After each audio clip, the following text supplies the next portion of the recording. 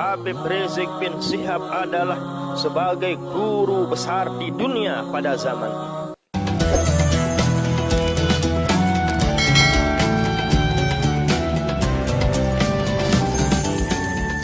Bismillahirrahmanirrahim. Assalamualaikum warahmatullahi wabarakatuh. Saudara-saudariku dimanapun kalian berada, para santri-santriwati yang kami cintai, dan mudahan kita selalu dirahmati oleh Allah, dan mudahan kita selalu membaca Alhamdulillahirrabbilalamin sebagai bukti kesyukuran kita kepada nikmat Allah, dan mudah-mudahan kita selalu termasuk orang yang cinta kepada Nabi besar kita Nabi Muhammad sallallahu alaihi wasallam beserta keluarga beliau dengan banyak membaca salawat islahul ummah.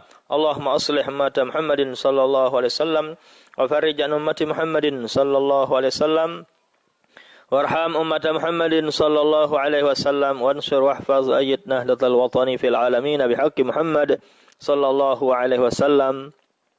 Amin ya rabbal alamin. Amma ba'du. Baiklah, pada kesempatan ini kami ingin memberikan pencerahan kepada adik-adik kami, para santri-santriwati dimanapun kalian berada. Cinta kepada Ahlul Bait, cinta kepada Rasulullah harus sama juga cinta kita kepada keluarga Rasul sallallahu alaihi wasallam.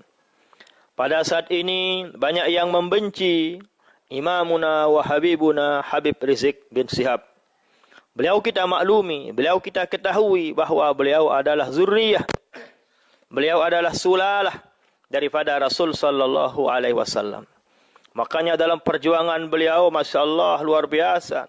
Sama dengan ajdadnya, sama perjuangan beliau, sama kritikan beliau, sama banyak orang yang benci kepada beliau sebagaimana banyaknya orang yang benci kepada Rasul sallallahu alaihi wasallam.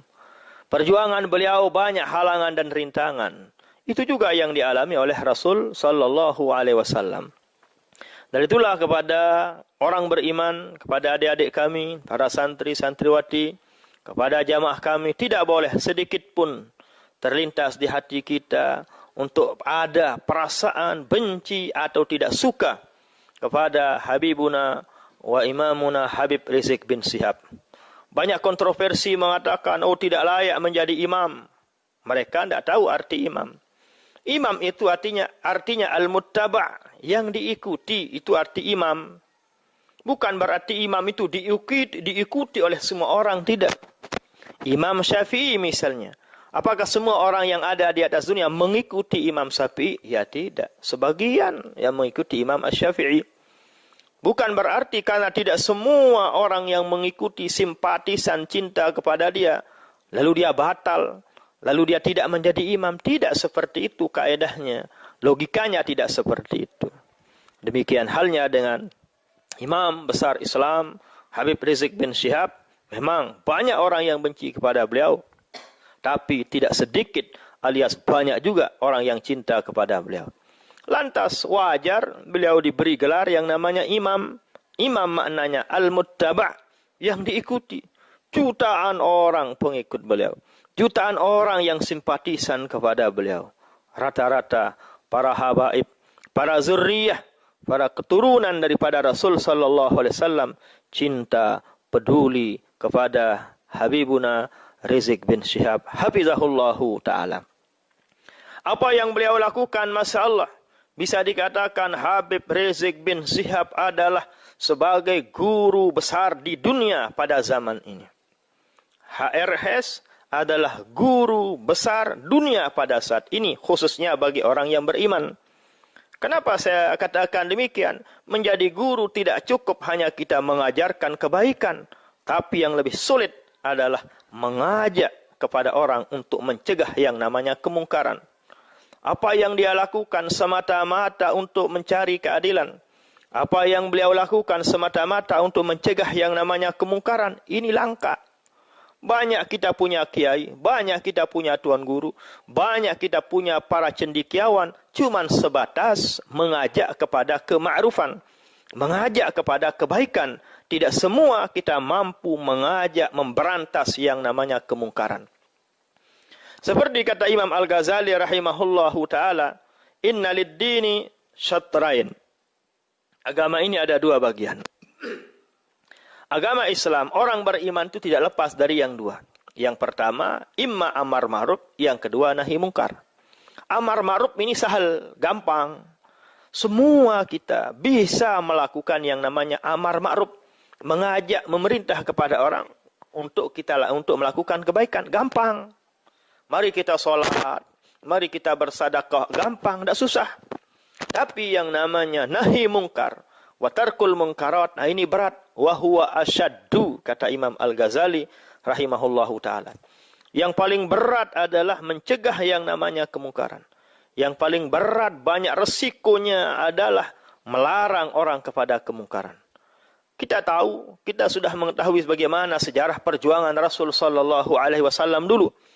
Tatkala beliau mengajak kepada kebaikan, semua orang cinta suka kepada Nabi. Terbuktilah tatkala Nabi mengajak para semua kabilah untuk meletakkan Hajarul Aswad pada waktu itu. Karena bijaknya Rasul sallallahu alaihi wasallam, beliau punya keputusan, begini aja caranya. Yang berhak menaruh Hajarul Aswad di tempatnya siapa yang pertama kali datang ke Masjidil Haram besok subuh.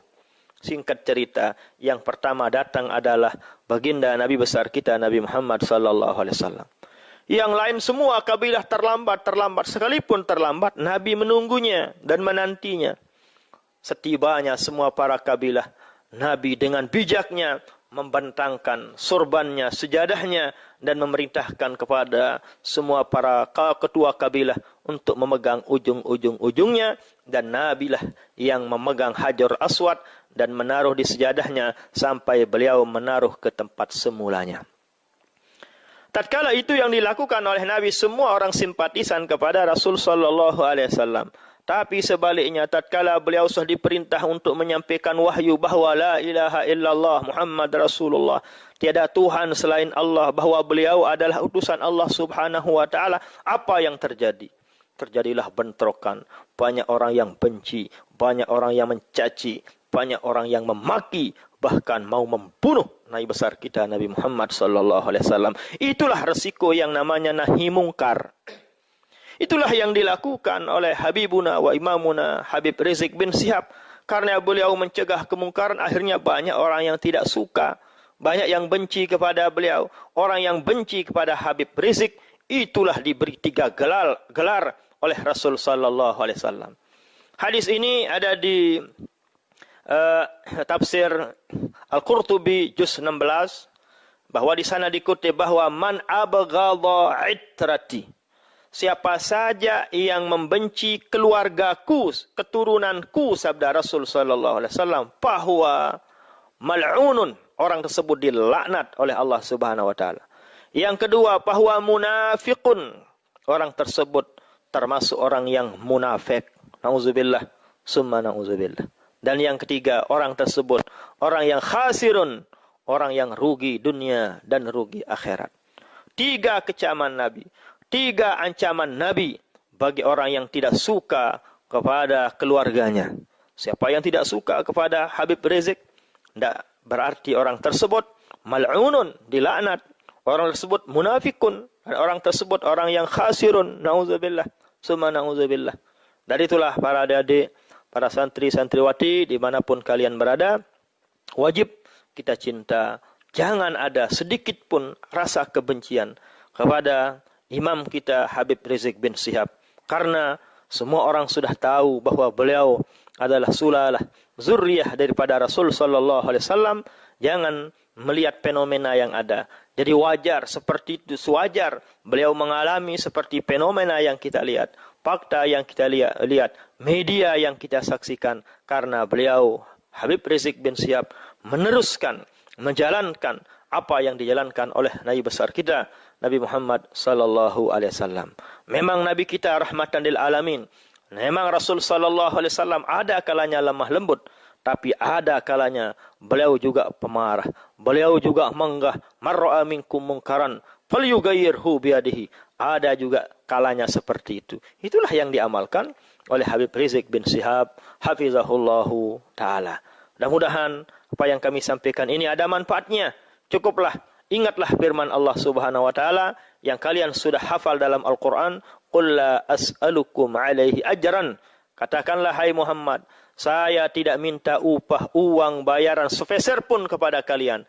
Satu yang Allah inginkan kepada kita sebagai orang beriman, illal mawaddata fil qurba. Cinta, kasih, sayang, peduli, dan menjaga keturunan daripada Rasul sallallahu alaihi wasallam. Itu permohonan Allah dalam Al-Quran kepada kita orang-orang yang beriman. Wajarlah orang yang benci, tidak suka kepada itrati, kepada keluarga, sulalah daripada Rasul sallallahu alaihi wasallam, itulah yang diberi gelar 3 yang tadi. Ya imma mal'unun, imma munafikun, atau imma khasirun. Nauzubillah summa nauzubillah. Mudah-mudahan kita termasuk pengikut daripada imam besar kita, Habibuna Habib Rizik bin Syihab, untuk sampai kita mengiring kepada Nabi besar kita, Nabi Muhammad sallallahu alaihi wasallam, masuk surga bighairi hisab. Amin amin ya rabbal alamin. Wallahul muwaffiq wal hadi ila sabilir rasyad. Wassalamualaikum warahmatullahi wabarakatuh.